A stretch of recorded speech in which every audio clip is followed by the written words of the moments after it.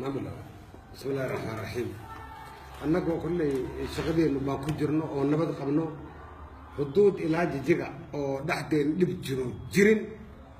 ما أنت مركان توصل أرورتم ما كلاكيان نوقف سدي أو زو وتو واحد وتو قري وتو إنفنتري ورالدي واحد لنا أي لقب سدينه دقاكي ميل الجوجا بعد جيجا ميل كستا كسدين سبب من قرنين ودبات تجرين هيك من قصة أسرار أنك وجوهنا واحد كل سبب كانوا دعاء عن قرنين وأنا لقب سدين عد ما دحتوي كنفتو والو ويراري والو حريري مدحين من السوينية مقرنين تاسا كل إنان كل محقرها أن قد بيان دوني شعب كينا وقعدوا بس شعب كينا وقعدان سعدا كل واحد نسوقنا لي مقرنين تاسا قاعدين سوجي ديني waxaan ku sugannahay xaalad adag oo loo baahan yahay shacabka iyagu inuu maanta dadnimadiisa cadeeyo Itoobiya maanta waa qowmiyado inay qowmiyadi caawayna qabsato iyadoo awalba tulli soo maraysay waa ayaan daro iyo dhimasho ummadda Soomaalida ee dawlad deegaanka Soomaalida Itoobiya gaar ahaan Jigjiga waxaan leeyahay xoogga militariga soo galay xoog inaga saara istifaac baan u baahanahay ka kacaan idin leeyahay ka kaca بسم الله الرحمن الرحيم waxaan ku sugannahay magaalada Jigjiga gaar ahaan xarunta xisbiga dimuqraadiga shacabka Soomaalida Itoobiya annaga oo nabad qabna oo seexanay ayaa saaka waxaan ku waabarisanay ciidamo aad u tiro badan oo gaashaaman oo lagu soo shubay magaalada Jigjiga guud ahaan xarumaha dawladda madaxtooyada xarunta xisbiga iyo dhammaan goobaha mataqaanaa shacabka ay ka adeegtaan intaba waxay dhibaatooyin iyo hagadaamooyin aad fara badan ay ku hayaan waa shacabka madaxweynihii iyo mas'uuliyiintii ugu sarreeyay deegaanka hadda xaalad ay ku sugan yihiin ma garanayno waxa weeyaan madaxtooyadii waxaa isku weeray ciidan aad u tiro badan xaaladda in ay dileen inay mataqaanaa afduubeen iyo waxay hadda xilliga madaxweynihii ku sugan yihiin ma ogin taasina waxa ay mataqaanaa jabinaysaa nidaamkii federalismka constitutionkii waddanka u yaallay shuruucdii dalka u taallay waxaana samaynaya waa dowladda federaalka ugu horreeya ra'iisul wasaaraha waddanka marka waxaan leenahay dadka shacabka ee Soomaalida Itoobiya waa qoomiyado waxaan nahay qoomiyada Soomaalida dawladda deegaanka Soomaalida Itoobiya ha loo istaago midnimadeena ha loo istaago mataqaanaa isku duubnideena ha loo istaago sidii loo difaacan lahaa waddankeena iyo sharafteena iyo karaamadeenna cid kasto inagu soo cadgudbaysana maanta waxaan haysanaa chance in laynoo adoonsado maaha sidii awal laynoo adoonsanayay in laynoo dhibaateeyo sidii awal laynoo dhibaateynayay ma aha haddaan qadiyadeena iyo sharafteena maanta difaaci weynana inaan dayuusiin doofaaro aan noqonayno ayaaga kacab marka waxaan u baaqayaa dhammaan dadka Soomaalida ee dunida daafeeda joogana in arrintan la socdaan in laga dhiidiyo in cid kasta mataqaanaa dareenka wadaniga ay muujiso isla markaas si degdeg ah hawsha wax looga qabto wabillahi tawfiiq bismillaahi raxmaani raxiim xarunta deegaanka Soomaalida Itoobiya xarunta xisbiga saaka deegaankeena Soomaalida Itoobiya aroortii waxaan ku waabarisanay iyadoo kaare iyo beebe iyo ciidan xoog badan ku wareegsan yahay ciidanka wax loogu wareejiyay wax loo keenana ma garanayno kor baana laga qabsaday dawlad deegaanka Soomaalida Itoobiya dawlad deegaan buu ahaa Soomaalida Itoobiya dalka Itoobiyana wuxuu ku dhisnaa federalismka dalka Itoobiya uu ku dhisnaa qoomiyad dalka Itoobiya kamid ayaanu nahay federaalkuna wuu noo dhaxeeyay marka maadaama dastuurka dalka Itoobiya ay dawlad deegaanka Soomaalida Itoobiya ay ku dhisnay dastuurkii Itoobiya waa la jabiyay in la jabiyayna waanu arkaynay anagu waayeen oo dhan laakiin waxaan isleeyahay ninkoo dawlad deegaanka Soomaalida Itoobiya dastuurkii ininku aad asaxiseen ha u horjabinina qoomiyad baan ugu soo duushay ra'iisul wasaarihii dalka abiy qoomiyad buu noqday lama nagu soo duulay meel walba ciidankii Oromo iyo ciidankii federaalka ayaa dawlad deegaanka Soomaalida Itoobiya maanta haysta madaxweynihiina meel ku sugan yahay war uma hayno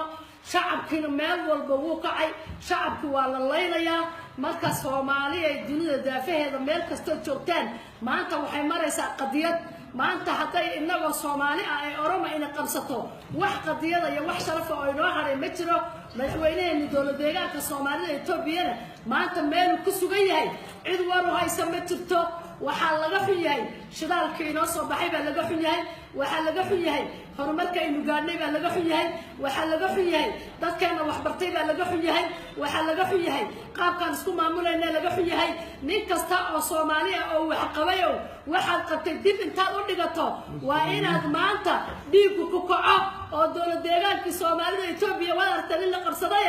milyan xataa ku haysto waa inaad milyan xar aad ku hadashaan oo in la qabsaday ogaataan wixii inta ka dambeeyana saacad daqiiqad wixii soo kordhayaan in la socodsiinayno aad bay u mahadsan yihiin saaxiibaday sida ay sheegeen waxa weeye saaka oo ah maalin sabtiya waxa weeye dadkan waxaan ku suganahay xarunta dhexe ee xisbiga dimuqraadiga shacabka Soomaalida ee Itoobiya waxaanu halkan u fadhinaa mas'uuliyiintii deegaanka golihii dhexe ee Soomaalida dhammaan goobihii muhiimka ahaa waxa weeye mataqaanaa dowlad deegaanka Soomaalida ee Itoobiya deegaanka min mooyaane ilaa iyo dawalle xuduudda waxa weeye mataqaanaa ku hareeraysan sugayay buu ahaa waxa weeye mataqaanaa anagu isma aanan lahayn cadow dalka ayaa tihiin waxa weeye erayo fara badan oo waxa weeye mataqaanaa kicinaya shacabkanaga oo second citizen laga dhigayo ayaa waayaha ra'iisul wasaaraha dalka afkiisa uu ka sheegayay waxaa ka mid ahaa waxa weeye hadal uu sheegayo oo uu soo geliyay eray ah Soomaaliya Itoobiya which means Soomaalida iyo Itoobiya waxa weeye mataqaanaa anagoo ah dowlad deegaanka Soomaalida iyo Itoobiya waxa weeye mataqaanaa waxa maaragtay waxa weeye mataqaanaa kale oo waxa weeye mataqaanaa uu ka hadlay toddobaadkan gudihiisa arrimo ku saabsan natural resources-ka deegaanka shidaalka oo uu yiri 5 daqiiq waxa weeye 5% ayay ku yeelanayaan dadka laga helay which is wrong taas ayay shacabkanaga ka kaceen taas ayaa social media ku jirtay toddobaadkan isagoo taa maxaan ku raday waxa weeye mataqaanaa sabab ka dhiganaya ayuu waxa weeye saaka waxa weeye mataqaanaa sidee 5% looga hadlayaa iyo shacabkii ku leynaya xabaday hadda ridayaan baa leeyahay inay dad dhinteen inay waxa weeye dhaawacmeen waan idin soo sheegi doonaa laakiin annagu sharcigii baan wari taaganahay higi mingistigii baan taaganahay waxa weeye hal talaabo oo sharciga jibinaysana inaanu ku dhaqaaqno waxaa naga hor istaagay madaxweynaha nagi iyo mas'uuliyiinta nagi waxa weeye marka ilaa hadda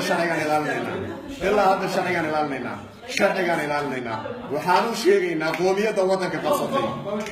waddanka qabsatay inay waxa weeye sharciga ilaaliso waxa weeye dal wakiil kama noqon karaan waxa weeye si qoomiyadeed bay noola dagaalamayaan intayna waddanka qabsanin iyaga waanu islaynay waanu isku dhacnay waxaan islahayn laakiin markay waddanka qabsadaan waxa weeye dhibaatadii jirtay way xalinayaan dagaal ciidan ayaa ku socday qoomiyadda Soomaalida 5 bilood ee ugu dambeysay kumanaan ayaa mooyaane ku dhimatay kumanaan ayaa tulli ku dhimatay kumanaan ayaa baabili ku dhimatay ilaa hadda shacabkanaga anaga waxay nagu dhaliinayeen ciidan baa dagaalamaya maxaad u dagaalami laadihiin ciidan baa dagaalamaya maxaad u dagaalami laadihiin waxa weeye ilaa hadda madaxweynaha nagi baa naga hortaagnaa haddana waxaan ka codsanaynaa waxa weeye mataqaanaa in la fasaxo waxa weeye mataqaanaa ciidanka deegaanka iyo shacabka deegaanka oo waxa weeye la iska celiyo cadowga qabiilka ee nagu soo duulay waxaan rabnaa maanta laga bilaabo inaan u helino shacabkanaga la gumaadayay waxa weeye uma dulqaadan karna cadow shisheeyaan iska ilaalinaynay cadow qabiil baa maxaa nagu soo duulay dhammaan ciidanka maanta jigjiga la wareegayna waa oromo waa qoomiyad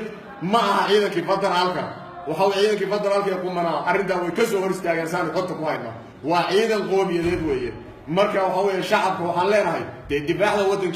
waddankiina difaacda horumarka difaacda maamulkiina taageera waxa weeye kuwa waxa weeye Soomaali isku sheega ee waxa weeye mataqaanaa dadka waxa sameynaya la soo safarayana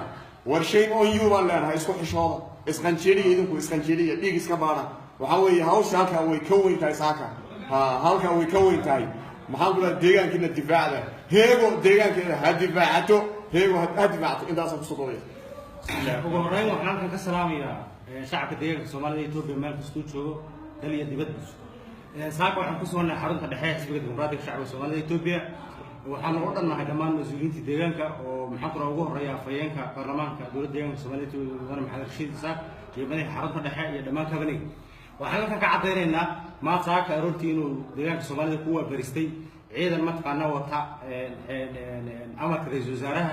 kaasoo maxaan ku dhahay uu saldhigiisu yahay inuu qabsado deegaanka Soomaalida Itoobiya sida awalba ay ku taamayeen himiladoodu ahayd in mataqaanaa keliya waddanka Itoobiya uu noqdo Oromo dhawaantu maxaa waxaan xasuusanaa dagaal adag oo mataqaanaa labada shacab dhexdooda ka dhacay oo ay xaggooda iyagu ciidanka iyo Oromadu waday in mataqaanaa dhibaatadii ka dhacday inay fanji wada waxaan wadnaa madaxweynaha Cabdi Maxamed Cumar sababta lagu haysto ee loo raadinayo inay tahay dhulkiisa uu difaacay shacabkiisa uu difaacay ee uu horumariyay iyo dastuurka dalka uu ilaaliyay inay tahay waan ognahay waxaan u sheegaynaa cid walba ay khusayso inaanaan ahayn dad la muquunin karo nalama muquunin karo keliya dastuur baa lagu wada joogi karaa maxaan ku rahay hal mar hal daqiiqo inta aanu nool nahay dadkooda dalkooda iyo maxaan ku rahay diintooda waxaan lagu qasbayaa inaan oromowno waxaana lagu qasbayaa abaagadeeygu inuu noo taliyo waxaana lagu qasbayaa in mataqaanaa shacab resourciganaga iyo deegaankanaga iyo dhulkanaga la qaato taana dhimashaan ka xignaa maantaan ka xignaa barri baan ka xignaa cidda aaminsan inayna maquunin karto maxaan ku rahay abi waxaan leeyahay abiow adig iyo lama iyo maxaan ku rahay qeero iyo onag qeero inay yihiin inay onag yihiin onagtii xuduudda ka soo gashay inay yihiin inay jawharka amar qaadanayaan baan ognahay shacabkii dhalinyarta waxaan u sheegaynaa iska celiya meeshaad ku aragtaan bar dhagax tuura xabadkii haysta xabad iska celiya mid leenahay madaxweynihii meelu ku sugan yahay ma ogin xaruntii maxaan ku rahay madaxtooyada waa la qabsaday dowlad deegaanka waa la qabsaday laakiin taasi ooma suurtoobayso meeshu jooga waa soo qabanaynaa cidda haysatana maxaan ku rahay xabad baan madaxa kala dhacaynaa wey بسم الله الرحمن الرحيم waxaan ku suganahay xarunta xisbiga dimuqraadiga Soomaaliya Itoobiya waxa weeyaan waxaan ku suganahay ku fadhinaa muxuu ahaayay hogaamintii deegaanka intii badnayd